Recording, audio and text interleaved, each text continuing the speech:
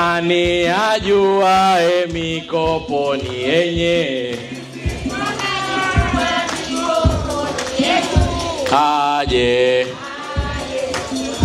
Aje leo, aje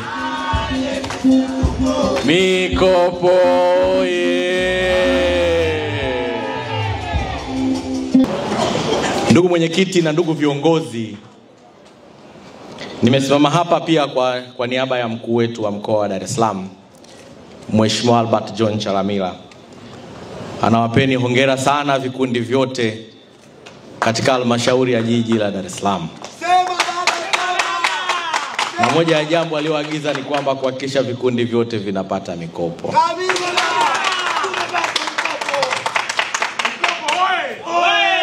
Lakini nitumie nafasi hii kumshukuru sana Rais wetu wa Jamhuri ya Muungano wa Tanzania, Daktari Samia Suluhu Hassan,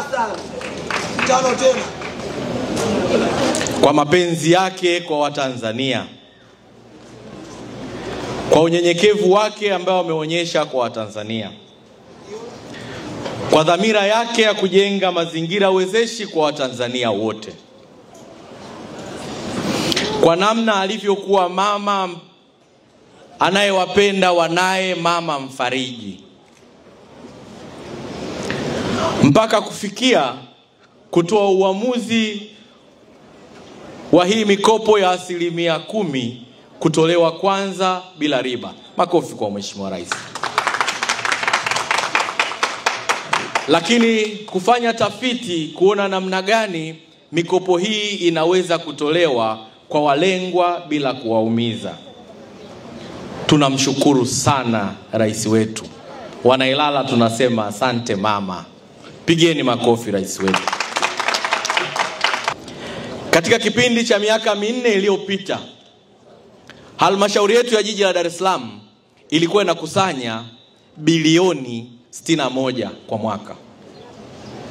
Tunavyozungumza leo, chini ya uongozi wa utendaji wa ndugu yangu Eli Huruma na waheshimiwa madiwani, wabunge, mstahiki meya, halmashauri yetu ya jiji la Dar es Salaam inakusanya bilioni 130, mara 2 na ushe wa fedha tulizokuwa tunakusanya miaka 4 iliyopita.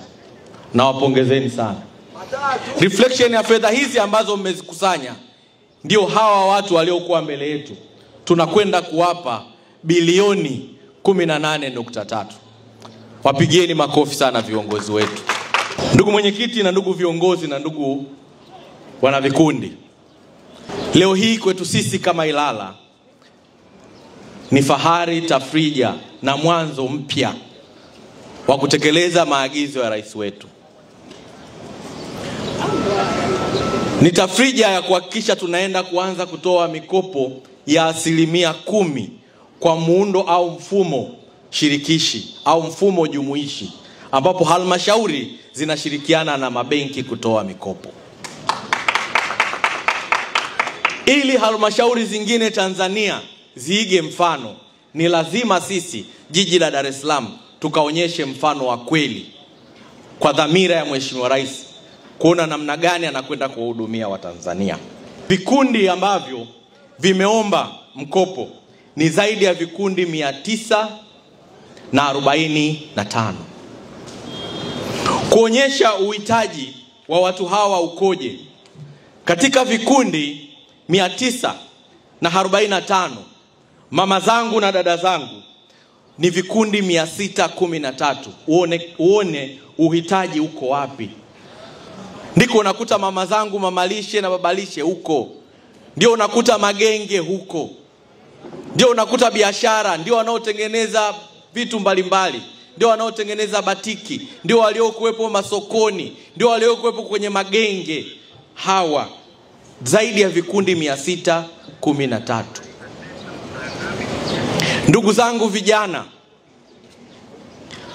viko vikundi 310. Na watu wenye mahitaji maalum, walemavu, wako vikundi 22. Vikundi vyote hivi 945 vimedhamiria kuomba mkopo wa bilioni 50.3. Jipigieni makofi mengi sana. Maana yake ni nini? Dhamira yenu ya kumuunga mkono Mheshimiwa Rais ni kubwa sana kuliko uwezo wa kutoa mikopo. Jipigieni makofi mengi sana. Amesema mkurugenzi hapa, hakuna kikundi kitakachokosa mkopo. Tutafundishana namna ya kuhakikisha tunapataje mikopo. Hivi vikundi 945 ziko changamoto mbalimbali ambazo tunakwenda kufundishana kuhakikisha vikundi vyote vinapata. Wewe ambaye hautapata leo, hautapata kesho, lazima utapata mkopo huu wa Mheshimiwa Rais. Jipigie makofi. Ziko changamoto kubwa 3. Changamoto ya kwanza ni yenu wenyewe. Baadhi ya changamoto ni sisi, na changamoto nyingine ni elimu. Changamoto yenu, ndugu zangu wana vikundi, yuko mtu anaomba mkopo wa milioni 60, alafu mradi wake anapika chipsi. Ukimuuliza sasa, milioni 60 nitakupa, utafanyaje marejesho? Atasema we nipe kwanza uone nitakavyokurejeshea hela yako.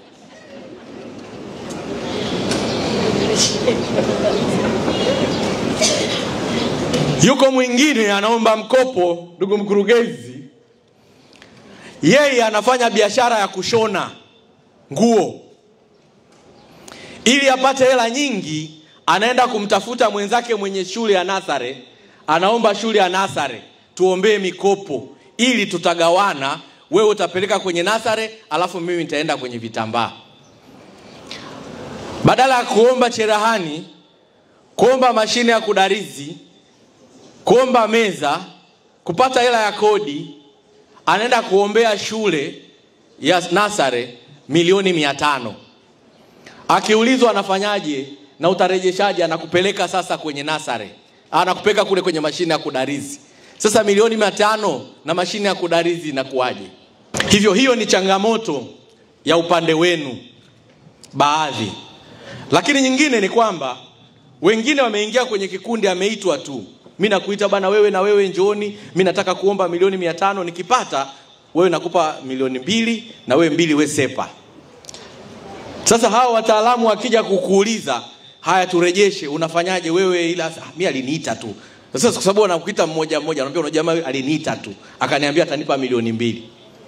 Sasa mnajikuta nyinyi wenyewe mnajichelewesha kupata nini? Kupata mikopo. Dhamira yetu kama watendaji, mkurugenzi yule pale, mkuu wa wilaya, katibu tawala yuko pale, ni kuwasaidia mpate mikopo stahiki kulingana na biashara unayoombea au unayoifanyia biashara kazi. Wasiwadanganye. Nendeni kwa maombi yale ambayo utaweza kurejesha. Unaomba bodaboda, omba bodaboda. Unaomba bajaji, omba bajaji. Kwa sababu umeendesha, unajua namna ya marejesho. Na bahati nzuri halmashauri yenu ina uwezo mkubwa. Utaomba mwaka huu, mwakani utaomba tena utapewa. Sasa wengine wanakuja kuwadanganya. Wanasema ukiomba hupewi tena. Utapata. Omba, fanya marejesho. Niombe ndugu zangu wa mabenki, twendeni tukaitizame kwa dhati dhamira ya Mheshimiwa Rais ya kuwasaidia Watanzania, kuwawezesha Watanzania kupata hii mikopo.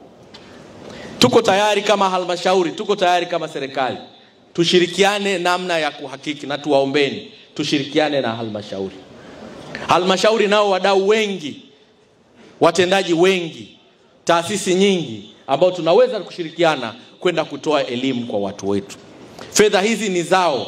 Sisi jukumu letu ni kwamba wapate kwa mujibu wa muongozo na sheria, ila fedha ni za kwao.